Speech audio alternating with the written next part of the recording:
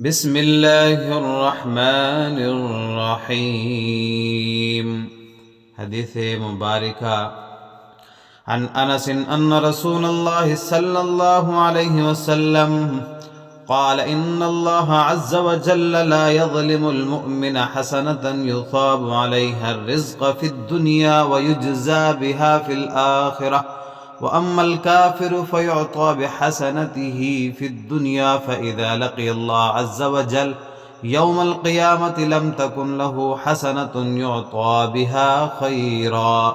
ترجمہ: حضرت انس رضی اللہ تعالی عنہ سے مروی ہے کہ رسول اللہ صلی اللہ علیہ وسلم نے فرمایا، اللہ تعالی مومن کی نیکی کے بارے میں ظلم نہیں کرتا، دنیا میں بھی اس کے بدلے اسے رزق پہنچایا جاتا ہے اور آخرت میں بھی اس کا بدلہ دیا جائے گا، جبکہ کافر کو اس کی نیکیوں کے بدلے جو اس نے اللہ کے عمل کے لیے کیے ہوں گے دنیا میں بدلہ دے دیا جاتا ہے. جب وہ اللہ سے ملاقات کرے گا تو اس کی ایسی کوئی نیکی نہیں ہوگی جو اس کے بدلے سے اجر دیا جائے.